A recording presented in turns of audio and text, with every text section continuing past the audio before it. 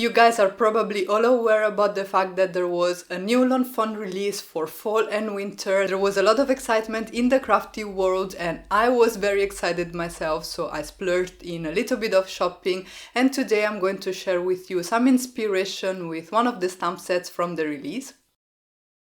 Hi everyone, it's Laura Volpes and today I'm going to share with you a very simple and fun fall-themed interactive card featuring the Let's Go Nuts stamp set and the new Distress Oxide in Crackling Campfire.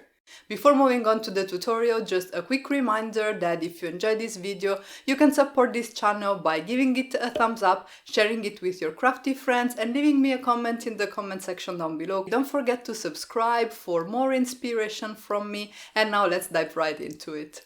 To create my card, I used the Let's Go Nuts stamp set. This is a new product in the lawn fawn range. I used this backdrop die to create a wood grain effect. And then I used the Flippin Awesome and Flippin Awesome add-on dies. Everything is listed and linked in the description box down below if you're interested, and here I just started off by die cutting some watercolor cardstock by Spectrum Noir using the stitched wood grain backdrop die by Lawn Fawn. This creates this beautiful wood grain effect on any cardstock you have, so I think it's a great die to have in your stash for fall themed cards, but not only. Here I decided to die cut everything from watercolor cardstock and to use my Distress Oxides to do some ink blending and add color. For this panel I'm using tea dye and vintage photo to add just a little bit of shading, but you could just make this card again using colored cardstock and it would be definitely faster. Pattern paper would be an option too, but I wanted to create my custom background so that I could have everything nicely matching, and also I was so eager to try out my Crackling Campfire that arrived to me exactly on the day when I was filming this card, so I went for Distress Oxides instead. For this scalloped rectangle that I die cut using the Flippin Awesome add-on dies, I am using Broken China Distress Oxide, and as always with Distress Oxides it's a lot of fun if you spritz them with some water, let it sit for a few seconds, and then when you blot off the excess water you get this lovely distressed effect. Here is the Crackling Campfire Distress Oxide, and I have to say that I was really impressed with this color. It's so beautiful, and I still have to try the Distress Ink, which I have and I will try in a future video as well, but this was just so beautiful. I watched the review video and I have to say, you guys, you really need to see it in person because it's just so soft and it's gorgeous. Anyway, this is the larger die cut that you will obtain using the Flippin Awesome dies, and this is going to be the moving part of your interactive card. I decided to blend the front and the back using Distress Oxide, as I said, in Crackling Campfire, and then I also spritzed the back too, so that when you pull it, everything is colored and you don't have any white cardstock showing through. The Flippin Awesome die set has two sizes of square dies, and this is the larger one. I used it to die cut 4 panels out of some watercolor cardstock, again by Spectrum Noir, and for those as well I'm doing some ink blending with Crackling Campfire Distress Oxide. I'm going to spritz them with some water to create the same distressed effect that I will have on all the panels in my card. And then for the last bit of ink blending here I used the smaller squares in the Flippin Awesome die set as well as the stitched rectangle in the Flippin Awesome add-on die set to cut some more watercolor cardstock. So I have 4 squares and 1 rectangle, and I'm going to create what will basically be the backdrops of the little scenes that I'll have in my final card. So I am doing some ink blending with Wild Honey and Crackling Campfire on the top part of these panels, which will be the sky, and then for the part at the bottom, which will be the grass, I am using Crushed Olive Distress Oxide. Again, a little bit of water droplets here to create this fun effect, and then I can move on and start working on my images. The stamp set that I'm using today is the Fawn Let's Go Nuts stamp set, and I just had to have these adorable squirrels. I stamped them on Neenah Solar White 110 pounds cardstock with Ink on 3 Blackout Ink. This is a hybrid ink, so you can use it with any coloring medium. It doesn't matter if it's alcohol based or water based. I am stamping a lot of images and I'm going to color them all, but don't worry, I'm not going to share the entire coloring on camera. I will just show you the main color blends that I used. It didn't take very long, it was very relaxing, and I am even left with quite a few images that I can use on a future project. For my coloring today, I'm going to use my TriBlend alcohol markers. These are new to me but have been around for a while now, and the cool feature about these markers is that you have everything you need in one marker only. There is a video review of these markers that I shared here on my channel, so if you missed that, you can find a link in the description box down below, and there should be a card popping up somewhere on the top right corner of the screen right now, so you can check that out if you're interested.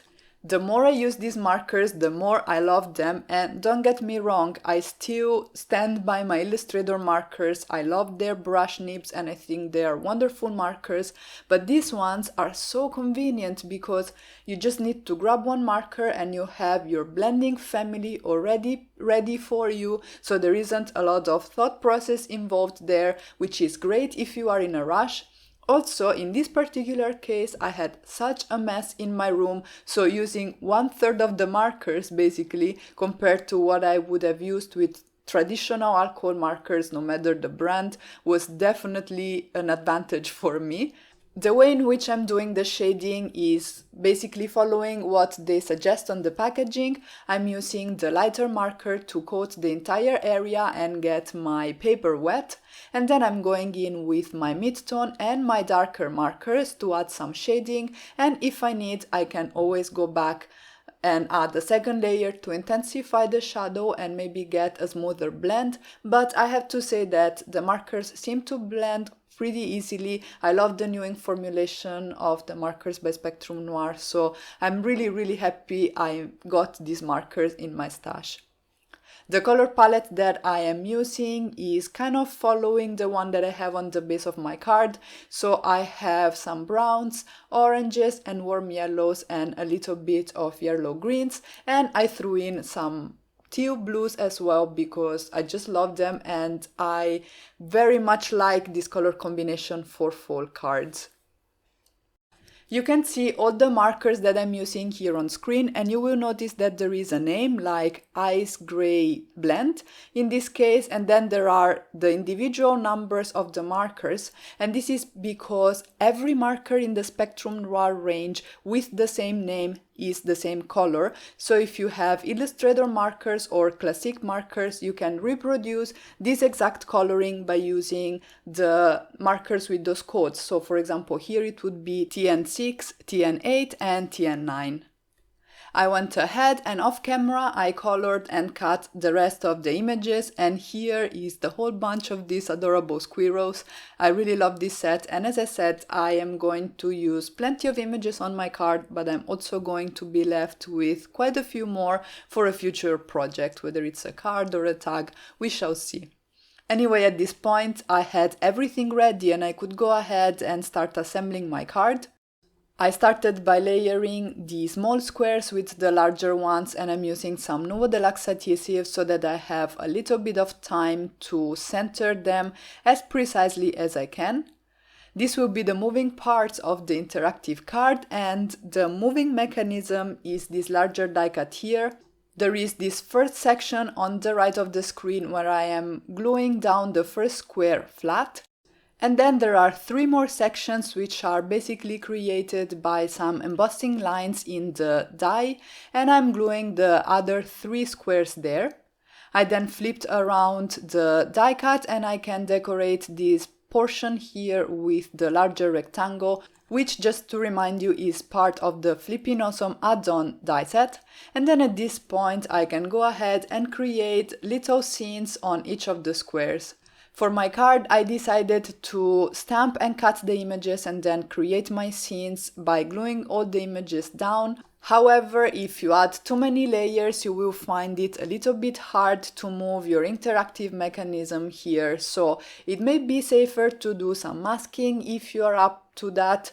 I just didn't feel like it for this particular card, but I just wanted to let you know that that may be the safest option. And actually something that you can do if you don't like to fussy cut your masks is to use the coordinating dies to die cut the masks themselves, and then when you create your mask scene it will have the same look that you would obtain with die cuts like I'm doing now, which is also something nice. And I have seen this done by Marine Simon in one of her videos and I thought it was super cute, so just a little tip for you. Here I am creating the final scene of this day in the life of a squirrel, I guess, and then I can go ahead and adhere this to my card.